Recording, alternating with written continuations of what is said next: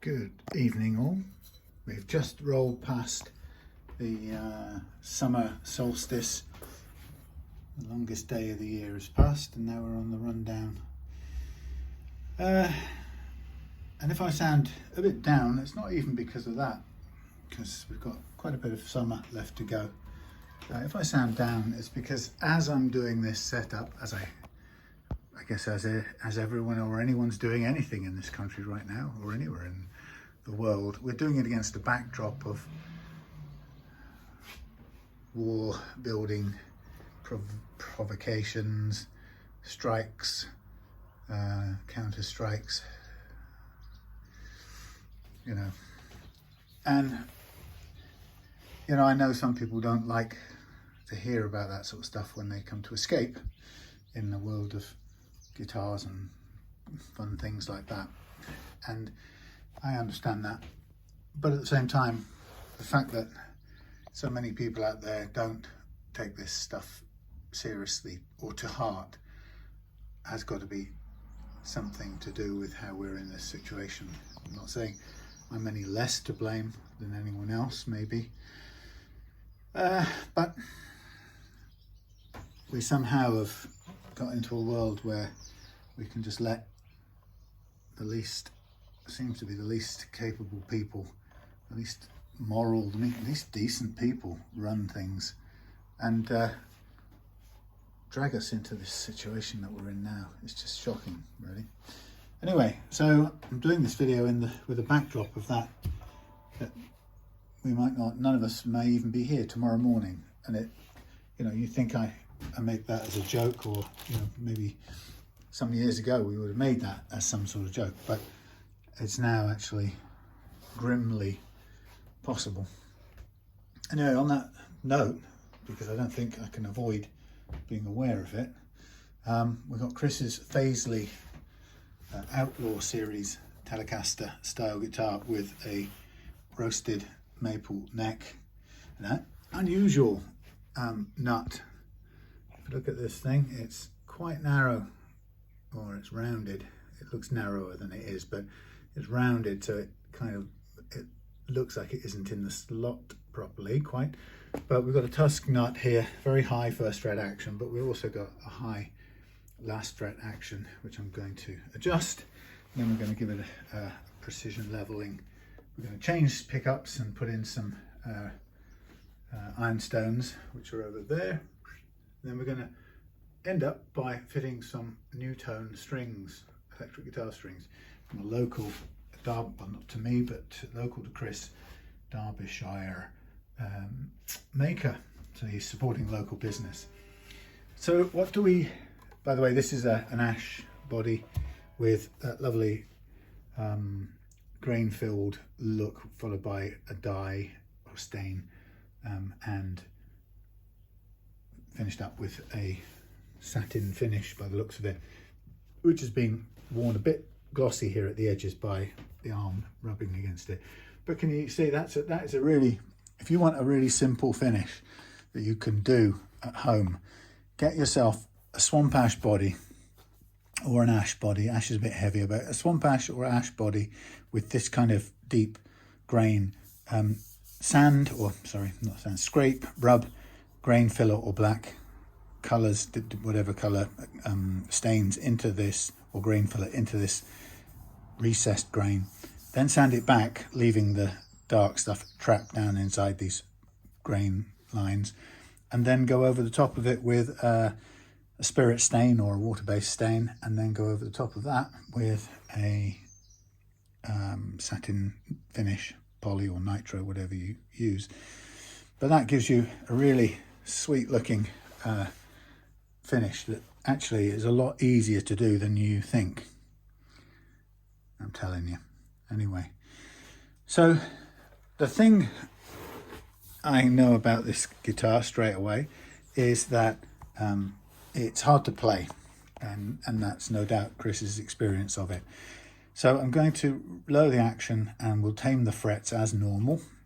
Now, one of the things that you'll know from previous videos is that I don't expect to find as many of the usual ups and downs on this neck because good old-fashioned roasted maple seems to not bunch as much under compression as the regular maple does. So we'll look out for that, and if we find it, it'll be yet another example or another confirmation of what I suspect to be true. Now, I've got a spare. Do I have a spare? I think I had a nut lined up for this one, possibly. I don't know, but this we weren't going to replace this because it's already got Tusq in there. So if we go on the basis that if it isn't broke, let's not fix it. But it is quite tall, so we will need to reduce the slots somewhat and leave it in where it is, and we'll do it with the nut files. But before I get into setting up any action, might as well let me mark up the frets and ready for fret leveling. So it's a Monday, and some of you are told, you may have remembered that I got 2 speeding tickets within 24 hours of each other, within 12 hours of each other, on our weekend my weekend going backwards and forwards to a wedding venue where my stepson got married. And my only defence was, no real defence, but they seem to have changed the speed zone with, I don't know, temporary cameras or something. Anyway, and I approached it expecting it to be 40, and it was a 30. So I got done once for 40, which I was expecting it to be, and once for 35. Anyway, so the news is I've got to do a speed awareness course, and which costs 100 quid, and I've got to pay 100 quid for the other one. So in total, my punishment is £200 and 3 hours of my life, and no points. So I suppose it could have been worse, right? So what I'm going to do to get going on this one is I'm going to tune up to pitch.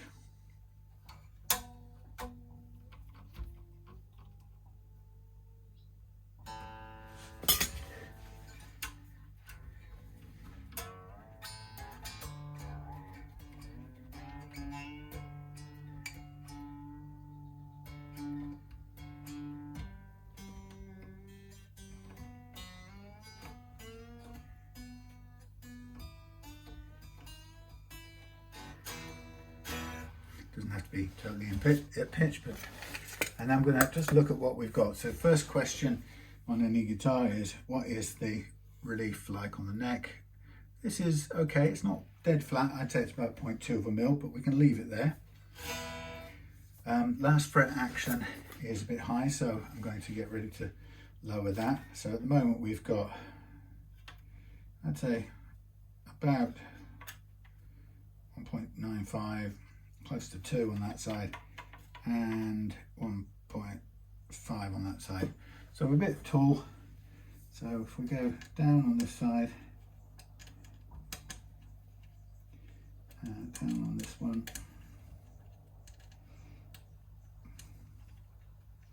now I'm just going to guess it sort of as we go through.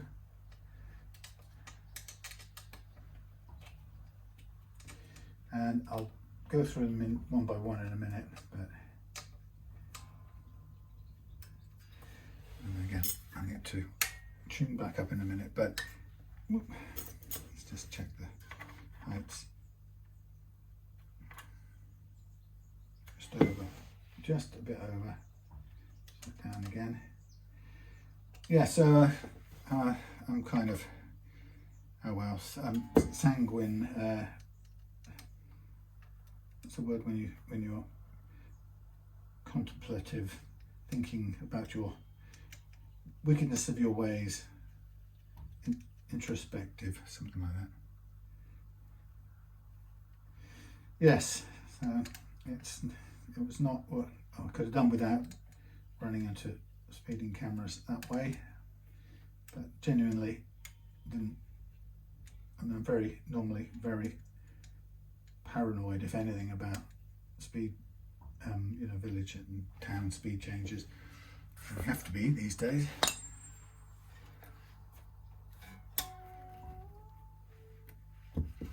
So I took my punishment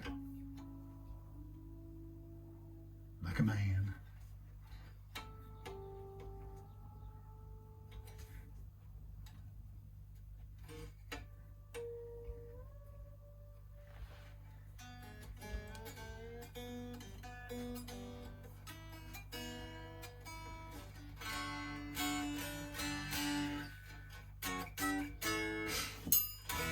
Okay, so what I've done first is check my relief, then I've done the last fret action, taking it down to close to where I like it. So we're about 1.5 and going across to about 1.25. And then having done that, I've then go back and check the first fret action. So relief, last fret, first fret. Let's see where we're at.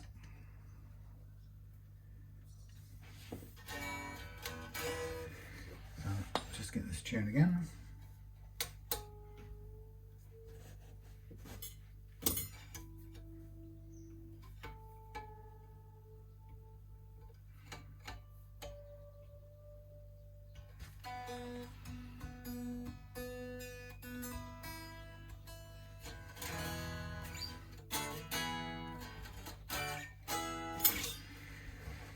Okay, that's quite nice. Now we're quite a bit too high down here. Well, we're too high by a country mile. So what we've got to do down here is we've got to adjust these slots to a target action. Now, I like to aim for 0.3 of a millimeter on all the strings across from low E to high E. And the way I end up doing it is by getting my 0.3 of a mil thingy gauge, feeler gauge, and I can then move this off to one side. We'll get our files out using the Hosco files. Now we're probably going to end up with quite a lot of material above the slots because they're so tall. So what I'm going to do is, once I've done that, got the right playing action, I'm going to take the excess material down. So what I'm doing just for a second is I'm just widening the notch, just making it a little bit wider so we can get the cutting part of the blade into the base. And I can see that I'm not yet cutting it any lower by the presence of some grime on the front edge of the nut, which tells me I haven't cut down yet. Now I have, and I can now check the action. Still quite a bit to go. Now what I also like to do now is to scrape a sharpen is the right word, sharpen a pencil lead as fine as I can get it.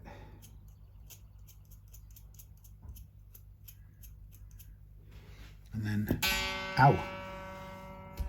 then put the pencil in the bottom of the slot, and that helps me to keep track on where the file is cutting. So if I want to take it down a little further, I want to start by going backwards so that the angle's right, and I can see as I'm cutting backwards, I can see it hasn't yet cut the top edge until it does now. So it helps me keep a lookout. Still quite a lot to go.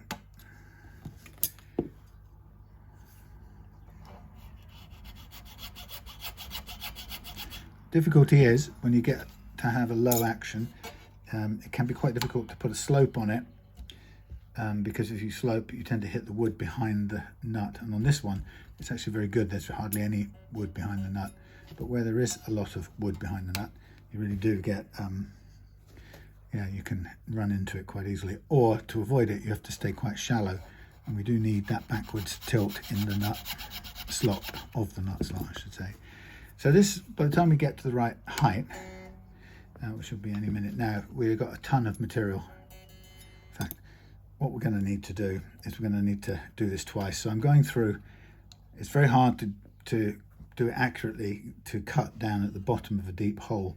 So we've really got to take down a chunk of it and then take the top material off, bring the whole nut down, and then we'll go back and do the last little depth reduction, or height, yeah, slot depth reduction. And get rid of all of this excess material above the string, because it's doing nobody any good.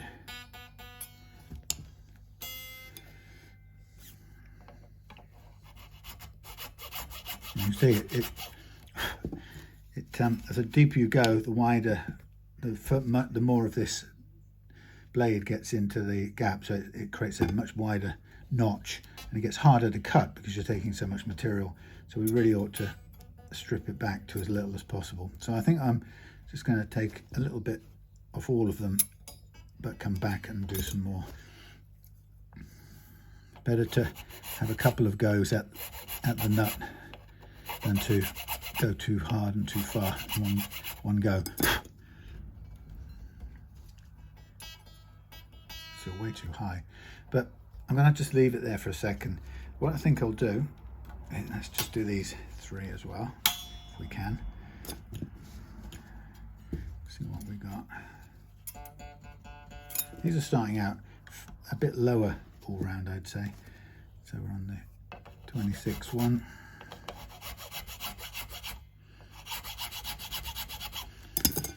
Yeah, it's very difficult to get up and come up to the workshop and not put the the YouTube latest commentary and updates about what's happening, news from the Middle East. It's very unsettling.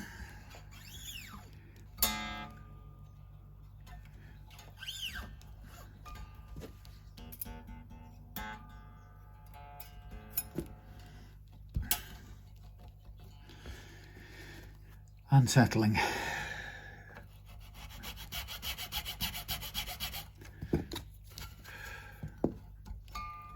I think the hard thing is the powerlessness. You know, we don't have any agency individually. It's always been like that. I guess most people have a kind of limit to their agency. What really there is that we have agency over is, I suppose, kind of restricted to mostly how we feel and how we relate to things, how we react to things.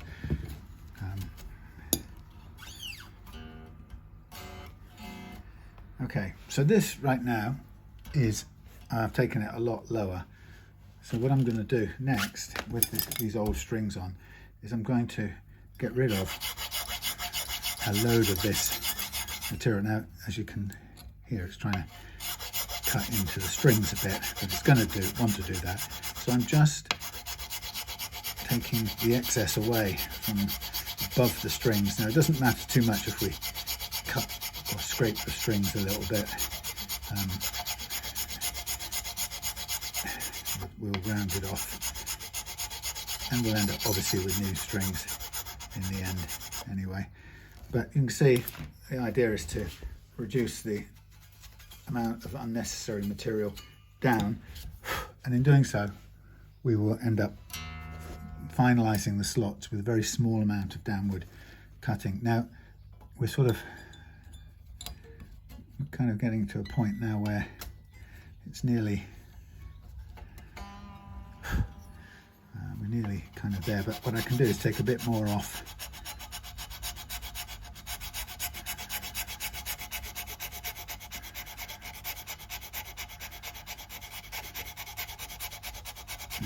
Leaning backwards a little bit as well.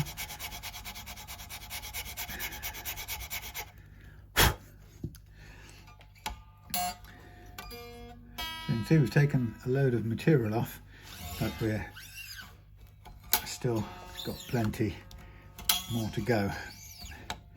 So let's take this down. So at this point it looks a little bit ragged because we're cutting roughly, I suppose, with a file.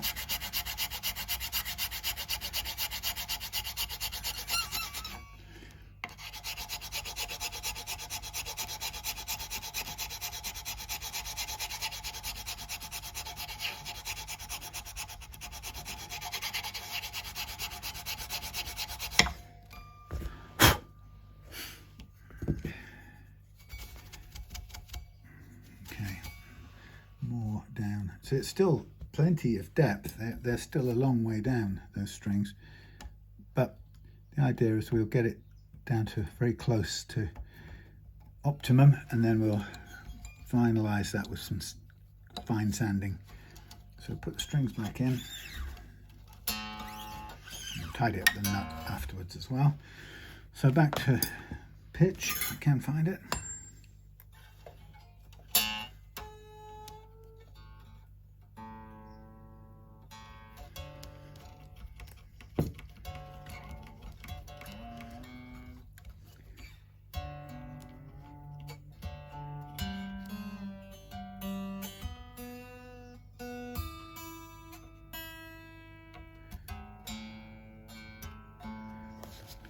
We could go across them again to get the exact right amount, and there's some sort of shaggy bits on the back of here that we can clean up. So we'll go to the last one here, which is the 17. Check the gap. Close. So what I'll do is just run through here with the thing just to clean it out.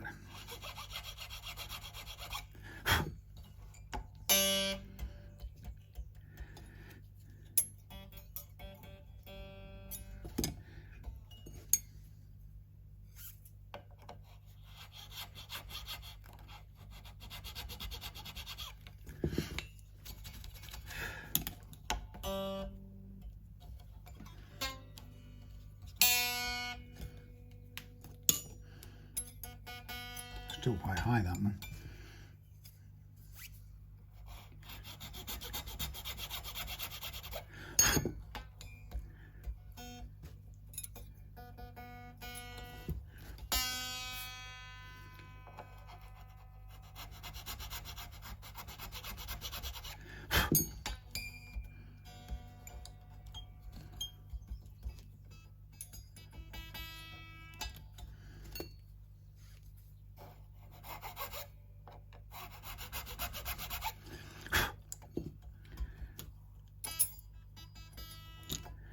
So this care and precision to get the target, the ideal target first fret action,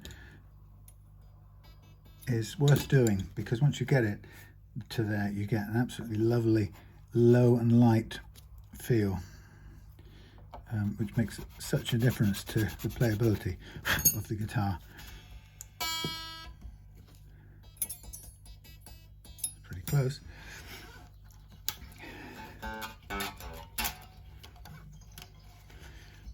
Check across to the D.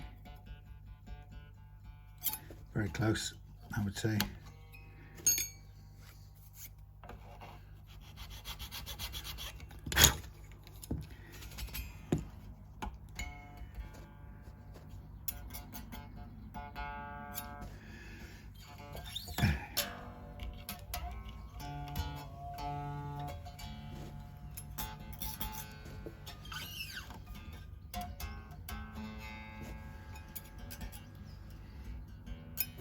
The gap is quite big still.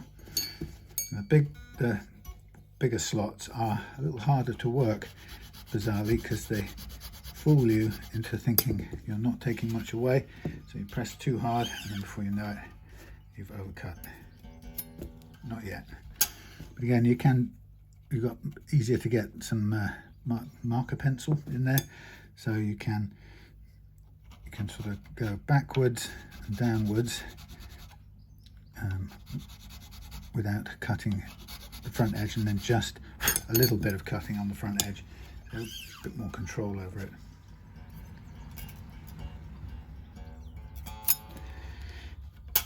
Tiny bit more.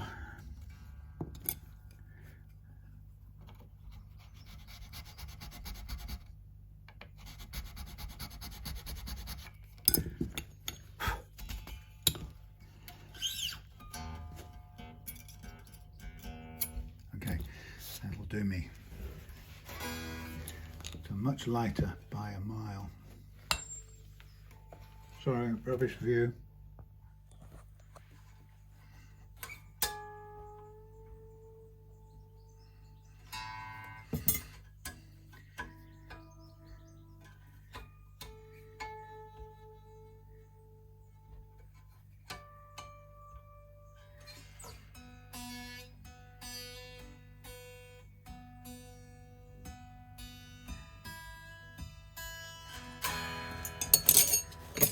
That feels good. Okay, so now we have our action set, right? Think about action as your neck relief, your last fret action, and your first fret action. Those three things together are the basic three components of the action on the guitar. There are other variables involved in how your guitar plays and whether an action can work or can't work, but those variables are things like how hard you hit the strings, how level your frets are, and so on and so forth. Right, this is much flatter now than the one I was working on yesterday.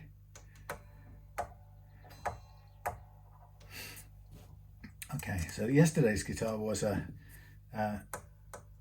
USA 1995 USA Strat, which had no more adjustment, so it had a kind of fixed relief in the neck, unfortunately. So we were kind of stuck with that, and it had some all kinds of issues. The saddles were locked and corroded, so we couldn't set the actual action very well. And the action originally had depended on the micro tilt mechanism, which really wasn't stable. So I suggested that we dump the micro tilt. Excuse me. But in order to do that, we needed to get rid of the locked up corroded saddles so that we could set the proper action, because it was like a flat action over a vintage fingerboard shape. So, well, this has defied my system logic, my expectation. We're cutting everywhere. There's a flat there, low spot here, and there's a low spot here. But it's not a lot, but it's kind of undone my thought that the roasted maple up till now had turned out to be nigh on perfect. But we shall see how it goes. But yes, it's not as good as the roasted maple on more recent guitars that I've seen. It's not too bad. I wouldn't say there's any major lows, but a little bit.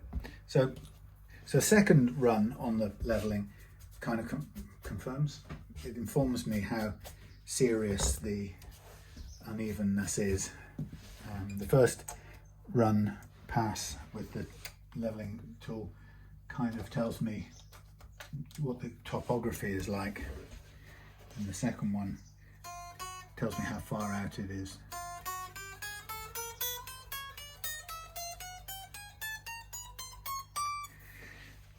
That's good. Let's go into the B track. So this is the precision part of the leveling ongoing already.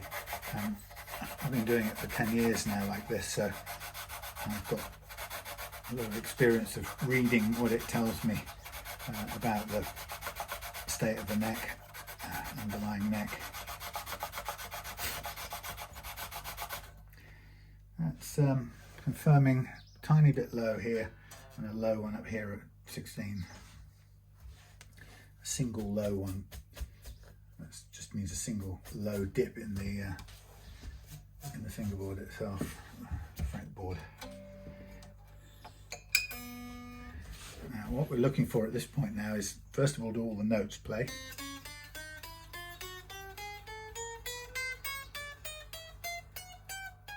Yes.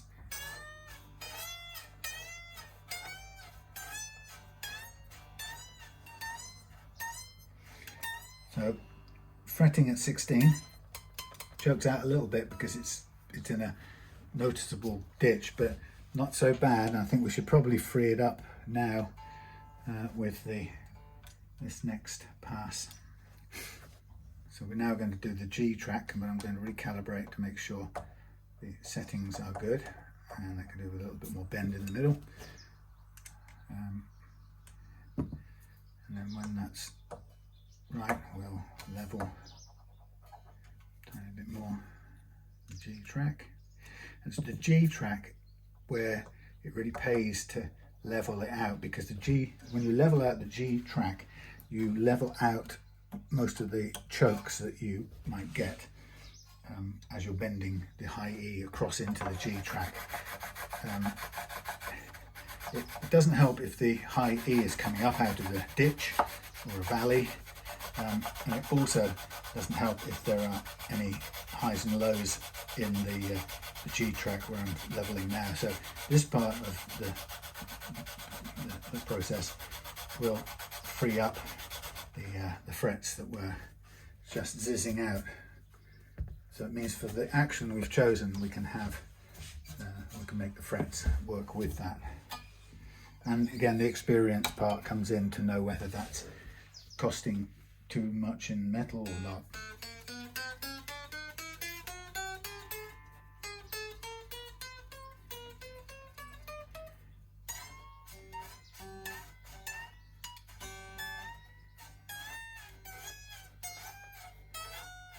Pretty good. Now we go to the D track, and as we go across to the wound strings, the bigger strings, they're bigger and they're woundier and they move more. So this is where I'm continuing to level, but when I'm leveling, I'm thinking more about what I call fret slap as opposed to individual notes choking out.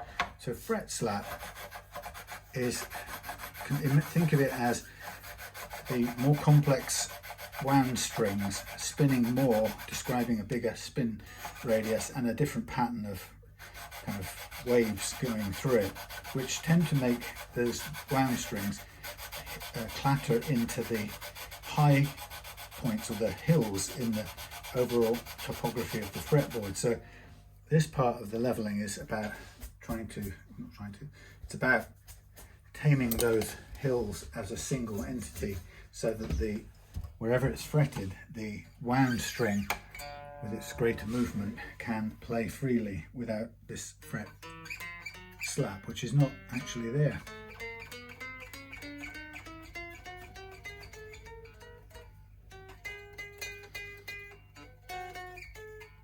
Good.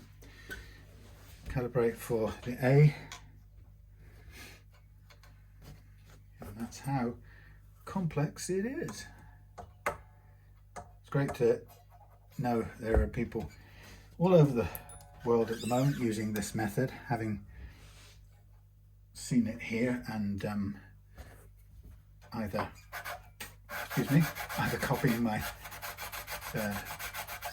what I do on YouTube videos, or many people bought my ebook which shows how to make and use a simple curved fret leveling tool like this, or they've joined the Golden Banana pack, which is by buying one of these ready prepped U-channel truss rods, and including all the little brass dome nuts and hex key for adjustment and so on and so forth, and probably more importantly than that, the chance to join me and others every 2 months on a live 2-hour Zoom chat.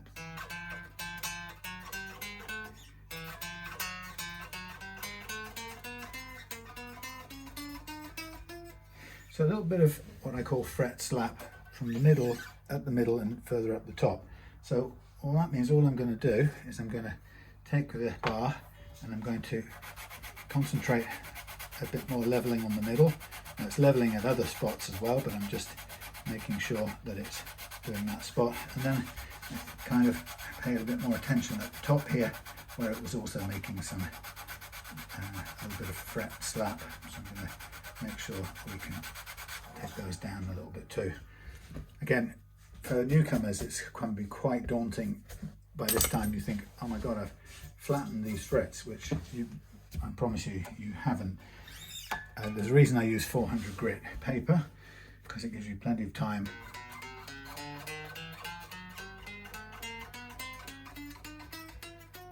That's good enough. Very good. And we'll use the same one again for the bottom E, since it hasn't changed in 2. Here we go. Now the E tends to move more than everything together, so this one tends to be needing to be leveled a little bit more if you're going to have a low action and control the what I call the fret slap. So kind of keeping in mind where it was slappy on the A, which is at the top here, and a little extra bit in the middle. So that's really all I'm doing with that. And we'll give that a go.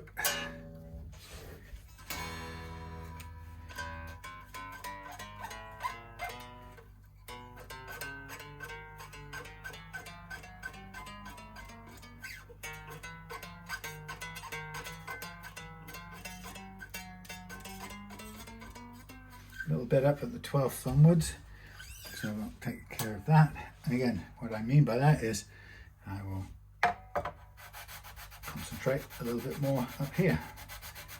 Let's take a little bit more metal down until we have a better level between all of these frets at this top end here to get that high E to play nice and low without any slap. Okay, and I think that's going to be it. So clean the dust off my fret leveling banana. Get it off the board. And so the time has come to remove these strings. Stand by for noise. What we'll do is we've got a bit of reshaping of the nut. So I'll leave the strings on just for a second and slacking them off, get them off to one side.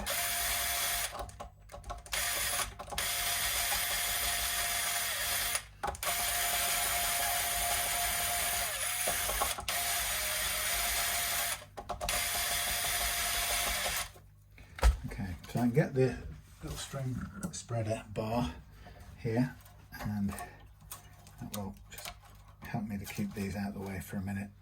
So get a better go at the nut again. So we're very close, and what I just want to do now is, damn, did I bring the green tape back? Oh, my foot. Seriously, my poor foot. I will be happy to take my weight off it, my immense weight off it, shortly and stop. But in the meantime, I must suffer some more.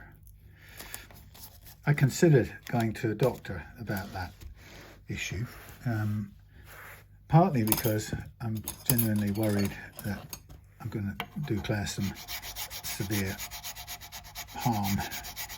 Bless her, she doesn't deserve to be attacked in the night. But also because I don't know, I'm going to break a bone at some point before very long. Like I said, I'm not sure there's an awful lot any doctor could do, because there's a side to this which is a little bit grim, which I'm not too keen to be thinking about much, but you have to, and that is apparently if you have this problem where you're unable to, where if you were one of those people, as I understood it, where if you're one of those people where you can, when you're asleep in REM dreaming, and your body is not shut down, paralyzed in safety mode. So in other words, if you can still, if you move your limbs and do stuff, because obviously your body is supposed to shut that down so that you don't do yourself or anyone else harm, or don't jump out of a window or whatever else people can do to themselves sleeping. But apparently that's supposed to be a marker of a quite high likelihood indicator of future Parkinson's disease. So yeah, it's quite, apparently it is quite a high indicator. I don't know, I mean, that's all I know about it, and I did discuss it briefly with the doctor a little while back. He sort of said to me, it felt a bit brusque and uncaring at the time, he said, well, what do you want me to do about it? In other words, there was nothing he could do, and he said the other point is there's no cure for Parkinson's either, you know, so there's nothing we can do to stop you going down that road if that's where you're going. So I have to face it, really, or just get on with it. But it is, I don't know, I feel like I should be wearing boxing gloves or something to safeguard me and Claire. Anyway, so that's why I'm limping. Not like I've done anything else wrong. Okay, so off come the sacrificial strings. So now we've got a sort of familiar and boring process coming up. Oh, I'm getting stabbed by the string. So these I could keep as sacrificial strings to be used up and thrown away. It's always good to have a set, or as many sets spare as possible. So I have to do the kind of boring bit where I untangle these, or sorry, straighten them out and then pull them out through the back of the guitar, and they'll get hung up on the wall for sacrificial use elsewhere.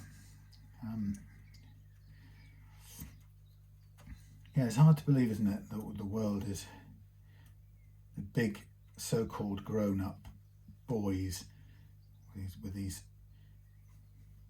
scared, damaged egos who've never been loved and never known how to love something, love being alive without craving power and chasing after control and all those things that people do. Little detail here, off comes the ferrule at the back, which we don't really want to have happen. Yeah, I mean, yes, all these juvenile, infantile tyrants, you know, for whom being alive in this fantastic world isn't enough. No, they've got to control empires, they've got to expand their empires, they've got to change names on maps, they've got to win Nobel Peace Prizes so that they can feel like they're worth somebody. These are going to have to come off one by one as well, because otherwise they will just fall out. They're all going to fall out, so that's just how it is. Most of them are going to fall out, except the ones that aren't. Well, most are. Anyway, so yeah, it's just as I stand here, I can hear my swallows all busying themselves, feeding and socializing, having come all the way across the world to mate here in this funny little place for yet another year.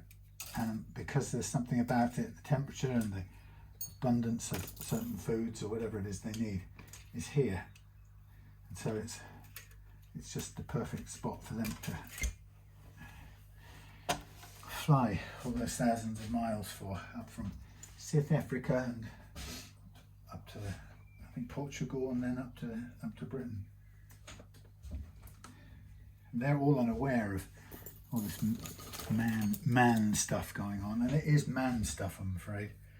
You know, you just cannot deny it if you think about the news and everything that's gone on since, let's just say, since Russia's full-scale invasion, illegal and full-scale invasion of the sovereign country called Ukraine. Just those nearly 3 years ago, or just over 3 years ago, 3 and a bit years ago. If you think of everything that's happened in that time, well, it's all been male dominated.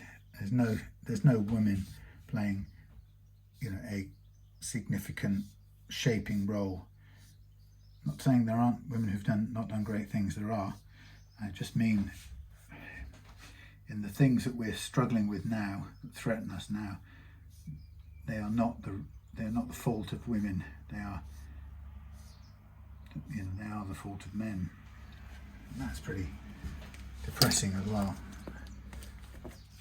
You know, and some people, I guess, think that's what men do, and women make houses and babies and do all those nurturing things, and men go out and kill things and, you know, that stuff. But I would prefer a more balanced world, frankly. Certainly one without maleness of the Putin, Trump and Islamic Ayatollah type of maleness. You know, it's always been one of those conceptual games, isn't it, where as I grew up, I would hear, you know, some women in my life saying things about, you know, the patriarchy, or, you know, the fact that it's a male-dominated world.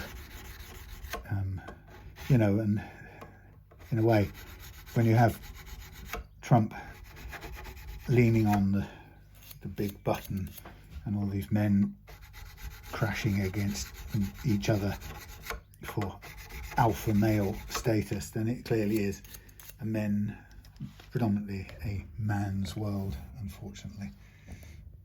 But yeah, there would often be a discussion that went something like, well, you know, how do you know that if women ruled the world, they wouldn't also become obsessed with empire and imperial expansion and, I don't know, Mar-a-Lagos and building great skyscrapers with my name on it, your name on it.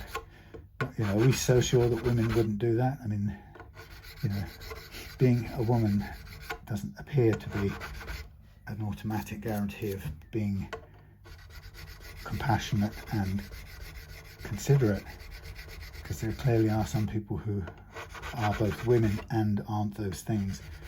So I think it's too simple when people say, oh, if women rule the world, you wouldn't have this. No, you wouldn't, but you might have something else, which might not also be perfect. I don't think being a woman is automatically more peaceful or nurturing. But it may be, pound for pound, it may be that those things have a far better chance in a matriarchal, or if not matriarchal, then just a balanced, genuinely balanced society. You know, and I think of the macaque societies that I watch, and through the marvel of YouTube, you know, and they are predominantly they are mostly matriarchal, and I guess doesn't mean an awful lot in some ways, because you've got to have males as well to make the thing work, of course. But it's matriarchal in the sense that the social unit is female dominated. I guess that's the important thing. The troop is always has an alpha male, which is a pretty brutal existence, and it's brutal because the alpha male imposes his dominance through fighting and violence in order to win the right to pass his genes on through most of the female monkeys. So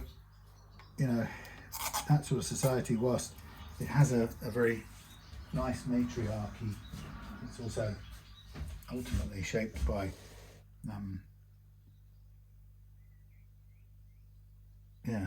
male alpha males who run the roost, rule the roost. But I suppose the thing about that is that the conflict waxes and wanes. There are breeding seasons and they're therefore fighting seasons.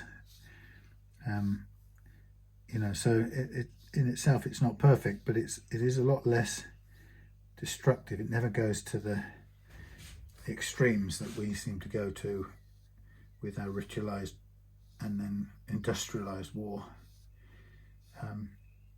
Yes, there are the alpha male in a troop of monkeys will be heavily scarred, torn up sort of old chap who's asserted his dominant masculinity. I've just done this, haven't I? I've just done the exact same thing. See, you didn't tell me. Here's me talking about monkeys, and I've just already crowned the frets. So that's okay, I don't need this, I just need to wipe it off. Silly boy.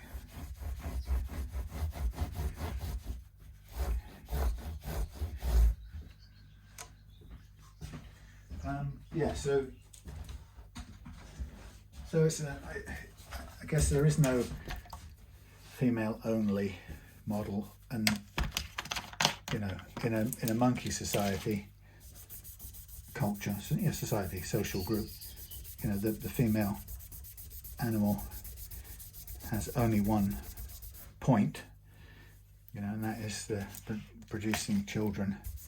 And of course we're different from that. We want equality of opportunities to do things other than those things, but of course people want to do those things as well. So it's very difficult to idealize an animal society when we wouldn't like its impositions, I guess, is the main thing to conclude. But I suppose the other thing to conclude is that no animals other than human beings are as outright destructive,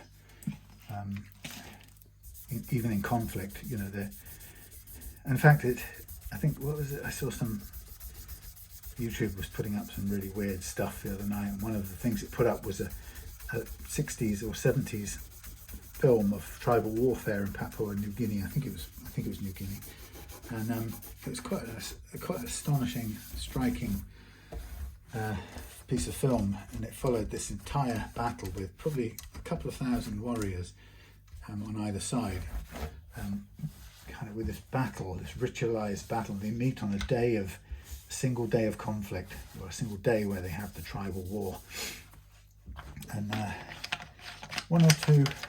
few get wounded, and if any get killed, it turns out usually it's a complete accident, or it's bad luck, because they're running around with spears and stuff.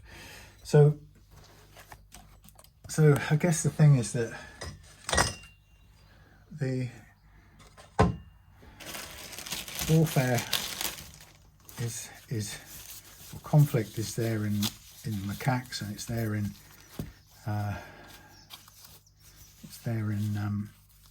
Papua New Guinean tribal cultures, and it's combat or conflicts are there in all kinds of animal what's the word? Not brands, species. But the difference is, I suppose, that the human being is gratuitous, somewhat sadistic and technologized. I've got to take this off because I can't get the scratch plate up. Probably, almost certainly can't get that up without doing this. Yeah, so you know, sometimes you look at an animal species and you think, I wish we were more like that, so that we didn't, you know, we didn't get to this place with nuclear weapons and potential end of the world scenarios. And then you have to sort of say to yourself, well, have a look and imagine what it's like to be a male, you know, a juvenile male macaque. And it isn't pretty. It's not simple. The male juvenile gets to a certain age and he is forced out of this troop for the simple reason that he can't stay there, because otherwise there'll be a risk of mating with his mother, sisters, aunts or whatever, which isn't going to be good for the genetic stock. So he has to,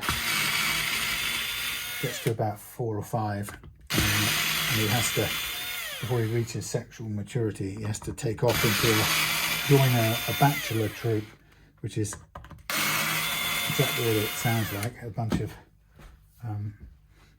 of male monkeys from various troops that have to band together to get by. They need their socialization still, but they have to do it away from their natal troops. So the way to do it, the way they do it, is by having this bachelor troop. And then, meanwhile, back at the ranch, the mum and the sisters of several generations of sisters are busy being sociable, learning how teaching babies how to be monkeys, etc., etc. The difference being is that the female monkeys stay close to the mother even after you know, they reach sexual maturity. But now what am I going to do with this? These aren't traditional things. I think what I'll do is I'll cut this off and these are quick release things, so we'll rejoin them so that they can be released. There's not much use cutting this, well, they might as well be hardwired in, to be quite honest. There's no real advantage unless this was just from a kit. If I wire this up or connect this back up, yes, you can take that pickup out, but you can't really do anything else with it. So it probably makes just as much sense to take this off down here and pull that whole lot out. In fact, yeah, will that go through there? Yeah, so that's no real use. So what we'll do is we'll go through there with this one. We should have some screws. Yeah, so anyway, the kind of social group, there's two social groups. There's the troop, which is made up of an alpha male, or a kind of royal family, like a what do they call it, queen, and then lots of natal families, which is multi-generations of you know, with one mother, granddaughter, and as many generations as they can cram in after that. And so a troop is full of a series of those natal groups, female matriarchal groups, and an alpha male who is the king of the hill at that particular time, and gets to do the breeding. It's not absolute, because cheeky chancers come in from outside, like the juveniles in the bachelor troops. They come in and have a go at getting their oats. But the most prevalent thing when you look at their societies. It appears to be just lots of groups of females hanging out together and giving birth to babies and raising them. And then outside there are several bachelor troops which roam about looking for ways in to become parts of other troops. So there are some other roles they can have, which isn't, they can have sort of junior male roles. In a new troop, I think they get to be kind of like scouts and, I'm not sure fighters is the right word, but yeah, they get to be scouts in a new troop that's not their natal troop, so that there's no risk of, or no danger of cross-pollination, shall we say. Right, I'm going to crank up the soldering iron and get some solder for joining up these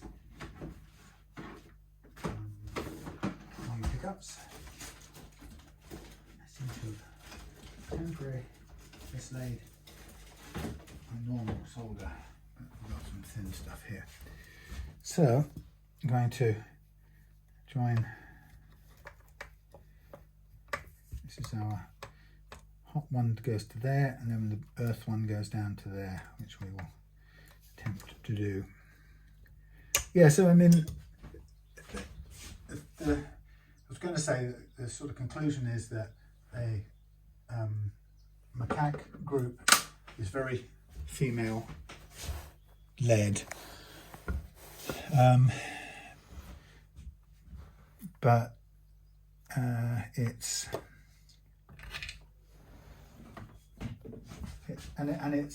it is much more peaceful than human society. Yeah, the battles can be short and violent, but they never rarely kill, and they never kill gratuitously for just the sake of it. So, and I think that really isn't just really a difference with macaques. I think it's any animal other than mankind, I'm afraid.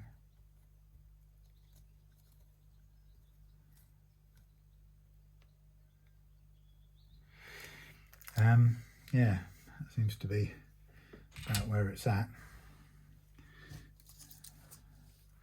So we're and even in, like I was saying, in tribal societies, that the tribal wars seem to be quite limited. They serve some sort of purpose of identifying who's in charge of what bit of ground, or whatever it adds up to be, whatever its purpose is, maybe to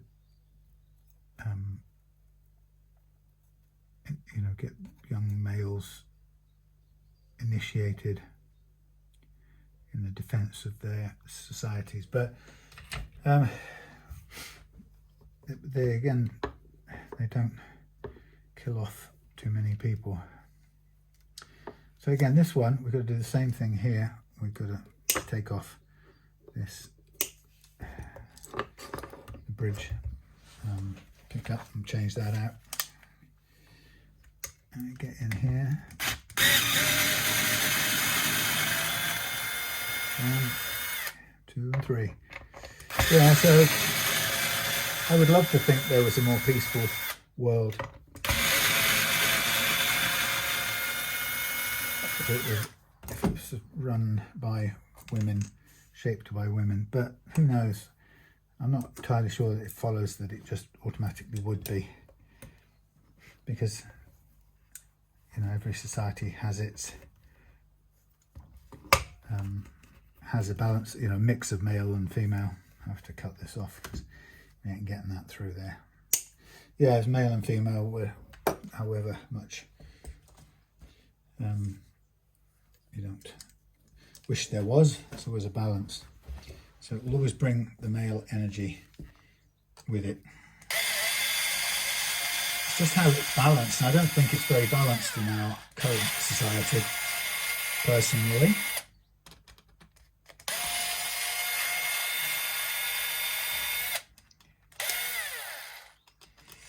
This is off camera. I'm just removing the original pickup from the bridge surround. So here come all flat top. Here come all of those. That's those out. That's the old pickup out, off to one side. And the new one, Ironstone. And it's pretty yellow taped thing, and we've got some exits here, screws and springs. Yeah, so I guess I don't think there is I don't think it's credible or I don't think it's even sensible to say that a world run by women would be better or perfect or idyllic, but I think one more balanced, better balance of male and female would be ideal.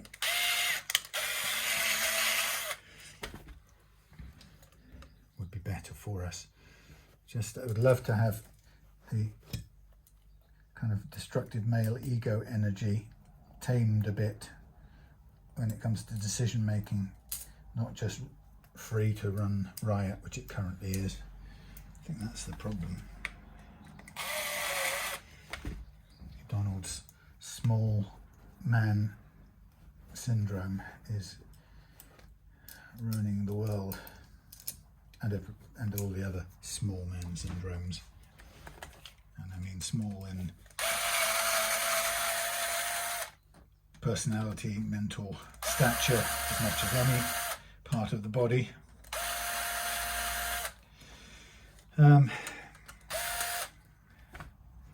So yeah, there's plenty of need for a rebalancing, that's for sure. So here we are, look, we've got 2 more wires here. First one's going to go onto the top here.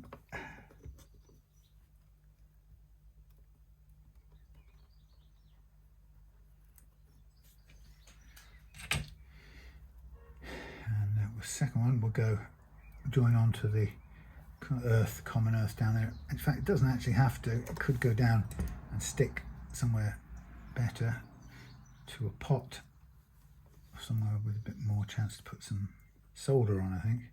So if that goes to there, that could go down to there. So it's not that complicated, this changeover. I'm just going to try and put a bit of solder on here on thin wire. It tends to try to fall off sometimes, so I just want to blob it up like so. And then I want to put a bit on top of this here pot, like so, and then we can get this grounded wire nicely on top of the pot like that. Snip off the excess and now come up to this one. That's a bit loose, that wire, up to here, and I've cut that just fine. You can see, yeah, you can see. You can see. On you go, son.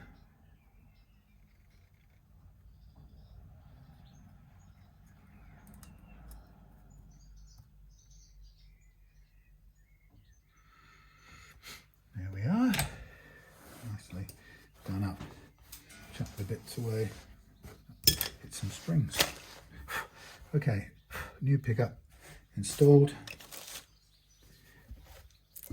Bits of grime moved out the way. Screws to do back up. Doing.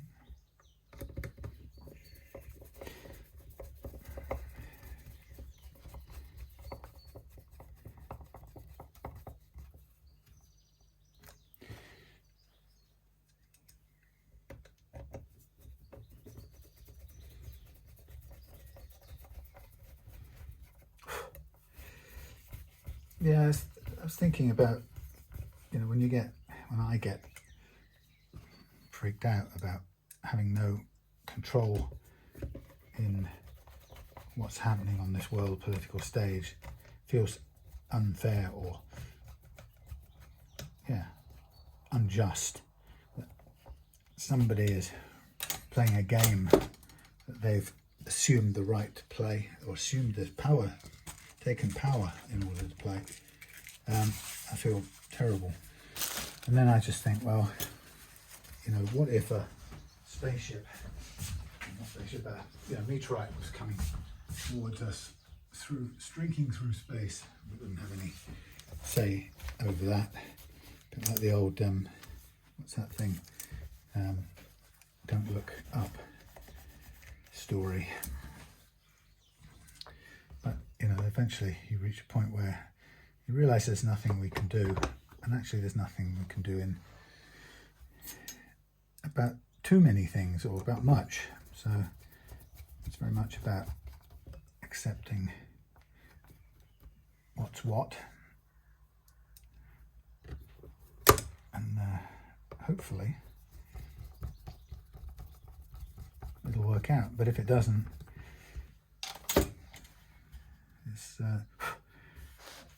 and it sounds ridiculous, but there's no point fretting over it, much as I feel.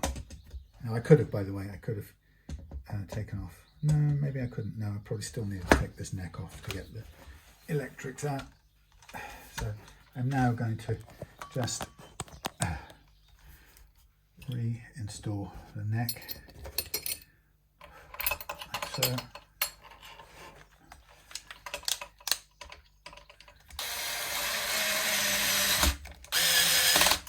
Just lightly get those in.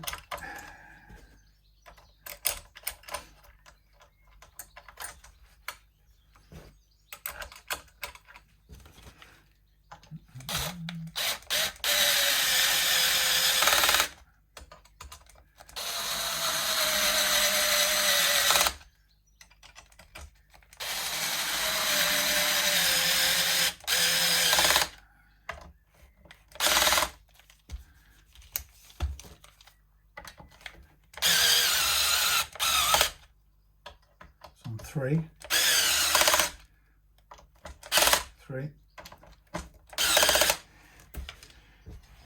That's on 3, and then we can just do a turn by hand, just get a feel for how tight it is.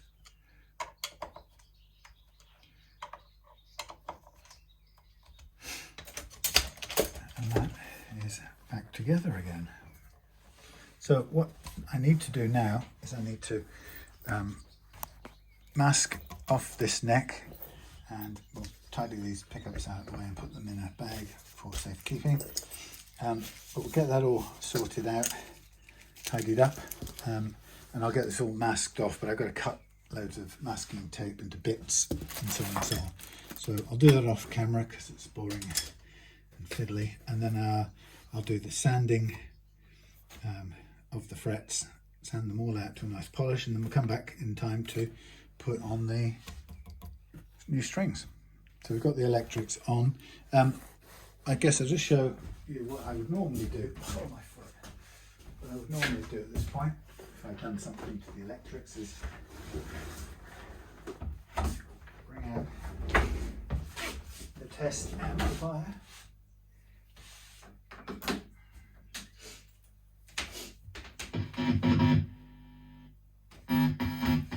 Plug it in. And check.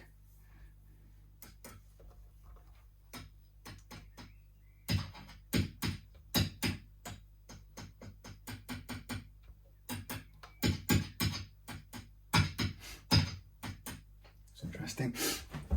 Sounds like they're both on at the same time, which shouldn't be the case.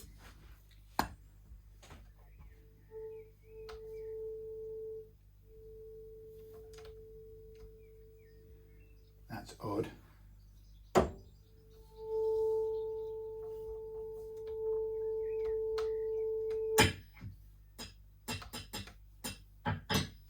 Something wrong with this wiring. So there we go. I didn't play it threw the amp first off. That's very weird. I've literally duplicated where those pickups went in, so there's something amiss with this wiring. So 1, 2, 3, 1, 2, 3, output, output, output. Next, how can this be? How strange. Let's put that off to one side a minute. Not quite off to one side.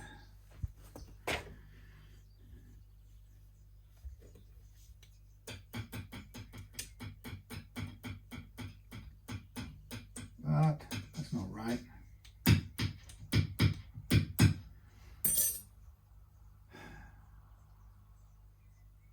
That is not right.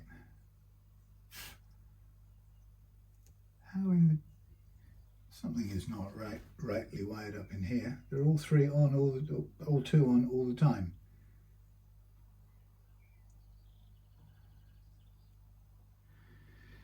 This has got a 7 position. This isn't right. I'm going to have to now go and do some switching. This is the simplest of things, but it's now throwing me because I don't get it. Go away, news. Right. Come on. Tally. Switch. Wiring. Oh, come on. 3-way. Images.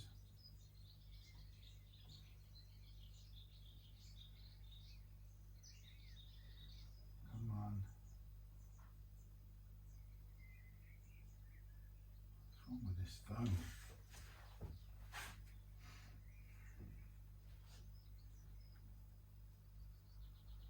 Thank you. Give me a modern switch, please. 8-pin 3-way. Well, that's a 7-pin, really.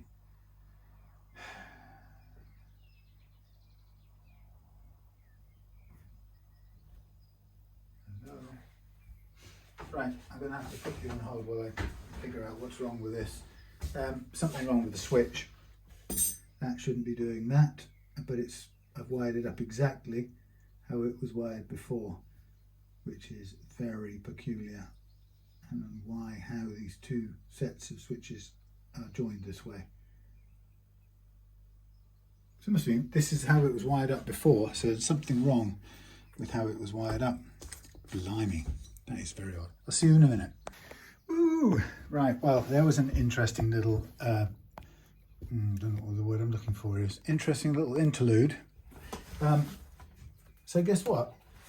That switch was wired up or faulty. It was exactly the same way it was wired up, because I just removed 2 wires at a time and replaced them with the new incoming pickups. So there's absolutely no major change at all to the position of anything, and it played everything at once. So there's some internal switch across, or jump link across inside the switch, and there was nothing I could do, so I placed an alternative 3-way switch in, and it's worked fine. So how about that? Why would you ever distrust the built-in hardware? But I had to, because it just wasn't working. Well, it's about that. And the fact is, it's the dud switch is in a bag going back with the old pickups. But yeah, how weird is that? Be interesting to ask Chris if he noticed whether you know, when you switch from one pickup to the other, whether you noticed it really was that pickup on its own, or because if it was all of them all of the time, you wouldn't necessarily notice any change. You might just think the pickups are quite similar. I've switched to the neck position. Oh, that's playing nice. Sounds a bit like the sound before. Maybe I'm just not got it running through my amp right or something. Who knows? But the bottom line is, I suspect that's how it was playing beforehand. So, having my poor little feet, having cleaned, polished and sanded out the frets, now it's just time to give the fingerboard a quick going over with naphtha again. This kind of fingerboard doesn't get oiled. It's not a rosewood or a dark wood. It's a maple, so it's not, doesn't need it. Looks good anyway, but so here we go. So we're going to fit the new strings now and stretch them out and check the intonation, and then we should be done. But yeah, how about that? A switch that ran both pickups all of the time, regardless of the switch position. And I changed the switch over and duplicated the same position of the wiring, by the way, for your interest. It worked fine. So what on earth was that all about? Okay, so down this end you can go a minute. It's getting a bit late, so I'd have to go home soon. So putting these strings on. Interesting, these are round core strings. So there's apparently something a little bit special about their construction. So, and the advice is, or the warning is, don't cut the, don't cut off the excess until it's fully wound on the thing. So I'm going to put the ferrule on as we had before, and up through comes the string.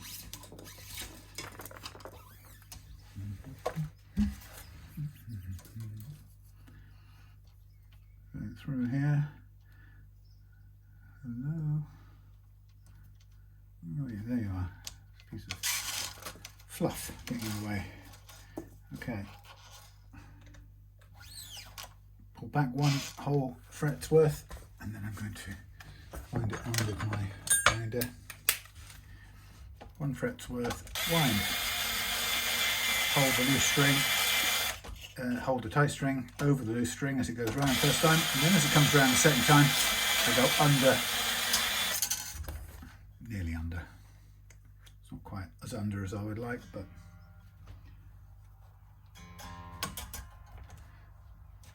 okay, it'll do. 5th.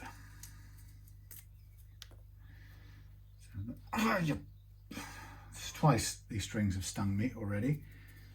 That's nice. Doesn't normally happen. Little devils.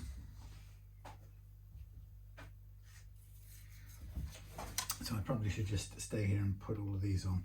I'm concerned and worried that the ferrules will fall out while I'm doing this. Please go through, wire.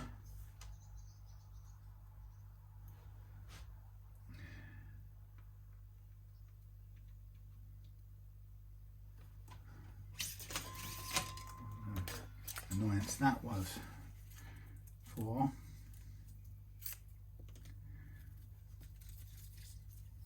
Yeah, so something about these strings that they have a round, not a hexagonal core.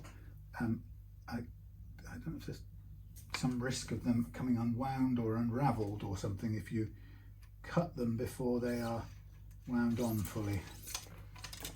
That's what it says on the packetry, so sort of interesting. Don't know, I've not seen that before. Anyway, we shall see.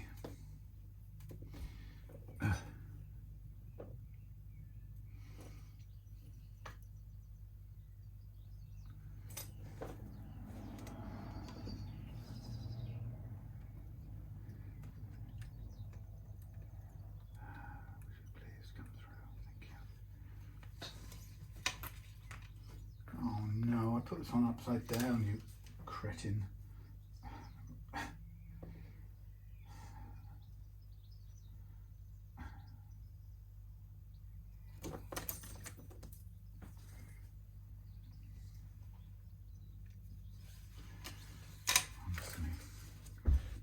Spots of blood where the strings have bitten me.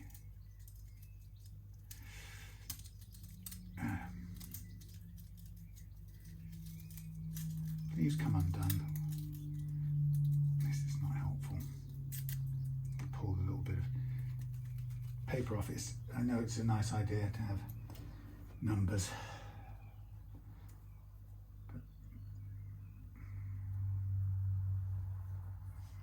It's a bit dark out there for only around about the 9 o'clock mark. I know it's winter again, that's what's happening.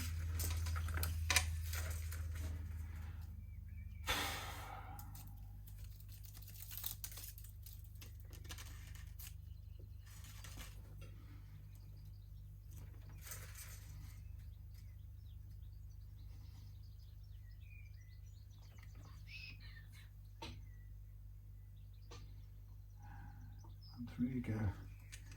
All right, come on through. Right, here we go.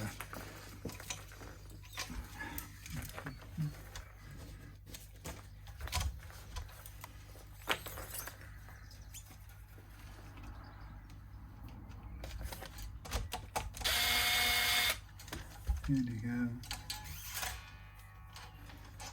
Pull up with the ferrule. Pull back 1 fret's worth. Wind on. Hold it. Over the loose one, under loose one, lock it off, baby.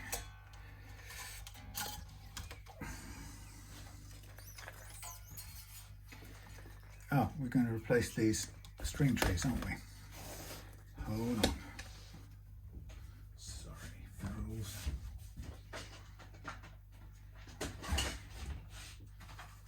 Tusq string trays.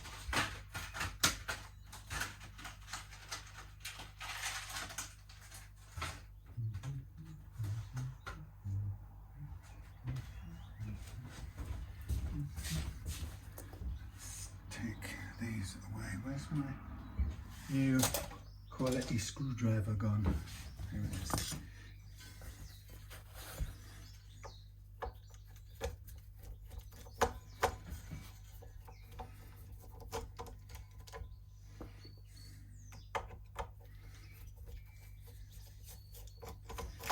Yep.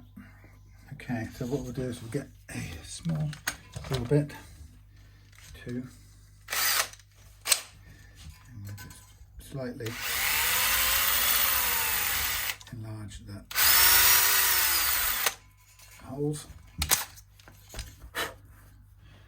to a slightly larger tree.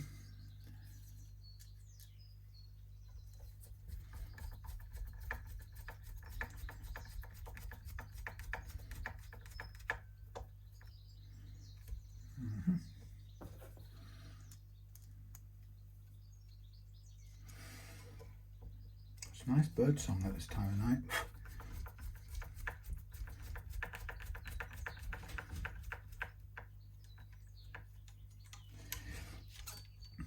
Okay, on you go. Right.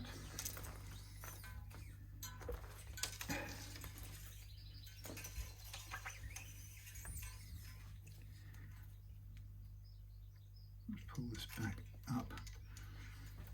Why is this? Today, why is this set of weird strings doing different stuff? That's very odd. Why can't I go through the hole? I think it's me. Pull up, pull back 1.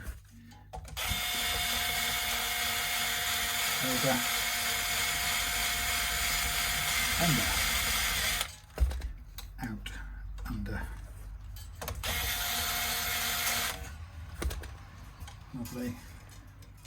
Yeah, so apparently regular strings have a hexagonal core that the string is wound around.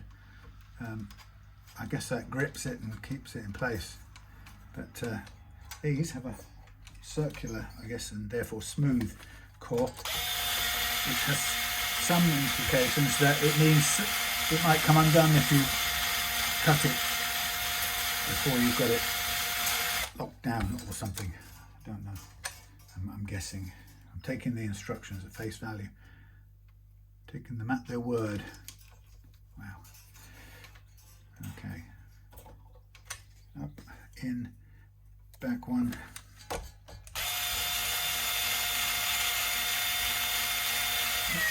Over, under, and under the tree.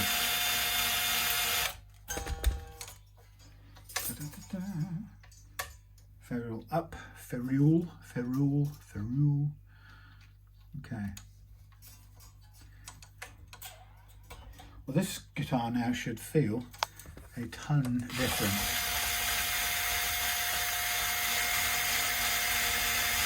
With both ends of the action being adjusted.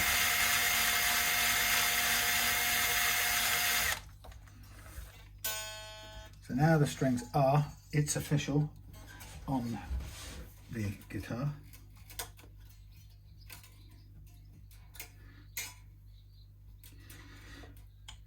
Sir says we can chop them now.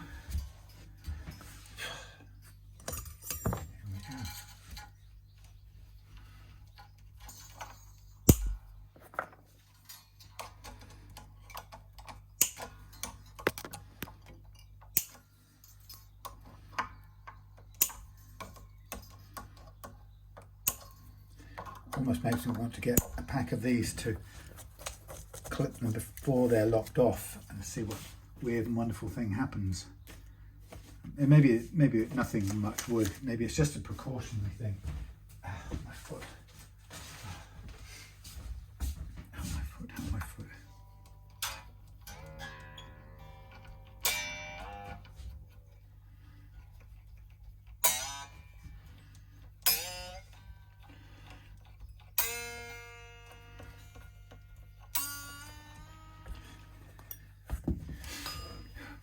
Let's get a tune up.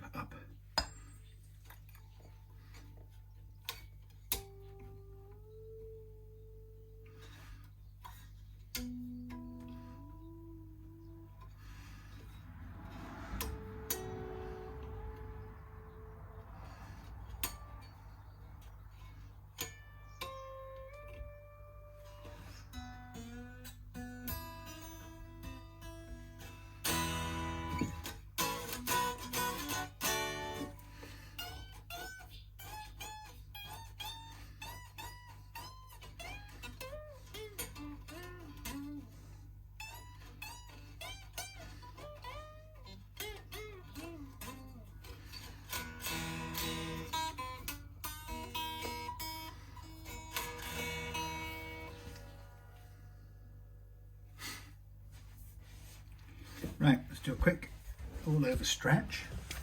Sorry, there's one camera boredom. Quick all over stretch. Thumb and forefinger stretch. Got to be very careful with these since I don't have any replacements, so I don't want to break one. So stretching between thumb and forefinger. Give it a bit of a stretch out. I'm still amazed by that switch. Who would have thought? Looking at a 40 switch.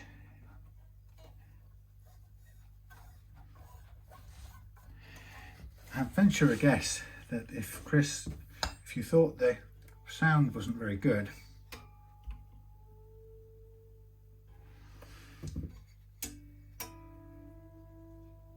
you went and got some replacements. I wonder if it had to do with the fact that both pickups were playing.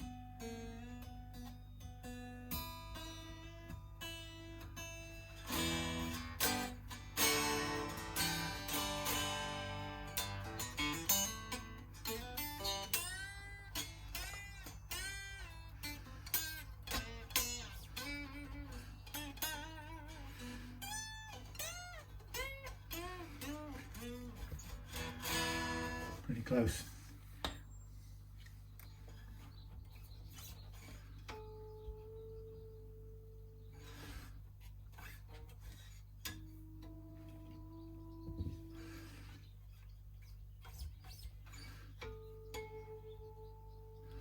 Now, one thing you can't do is this kind of stretching with locking tuners.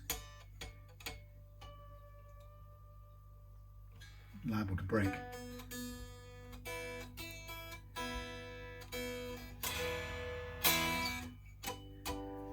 Okay, so the final little move for today is checking, oh my foot, the insulation. And to do that, we'll plug in and use the tuner and see where we get to.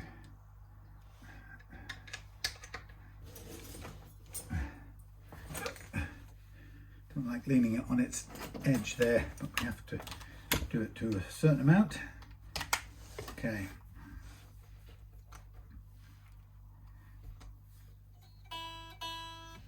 I don't like doing that. Let's see if I can support this a little bit better.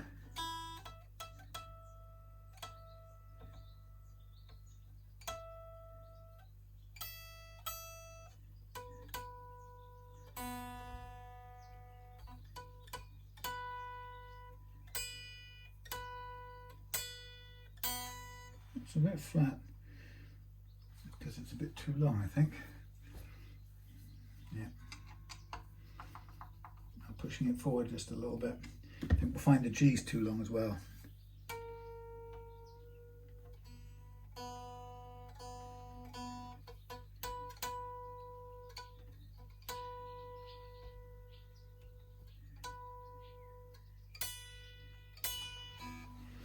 Should only really be about 1 millimetre back, so I'm going to just do it, put it where I know it should be,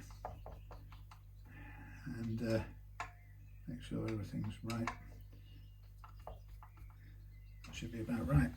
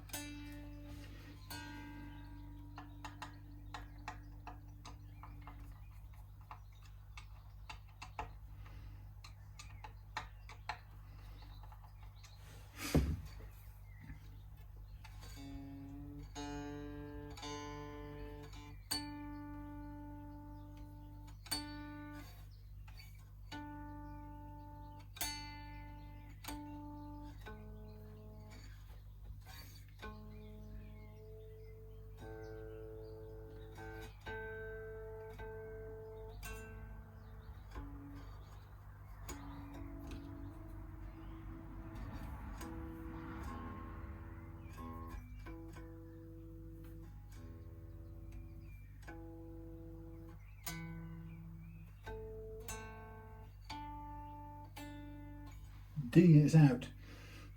That's really strange. That's not a great sign. Possibly not a great sign regarding these strings. All for supporting. Right, I've had to shove it a mile forward to intonate it. It's not a mile forward, I'm exaggerating, but it's a fair bit forward. It's noticeably, it's a little bit out, but that's probably a manufacturing tolerance, a little bit of wiggle in the string manufacturer. Yeah, I mean, I'm sure it's a tricky business making strings. Anyway, so look, we are done. Thank you for watching. Let's take these down a little bit, probably a little bit too high up. Again, the pickup positioning is very much a matter of subjective choice. Depends on what you like. Only sort of basic rule is that the closer to the strings the pickup is, the greater the output will be.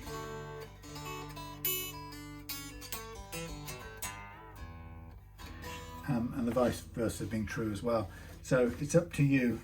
There is only one kind of physical limit, I would say, is that if you put the strings too close to the magnet, they create sometimes an interference beat in the strings that you really don't want.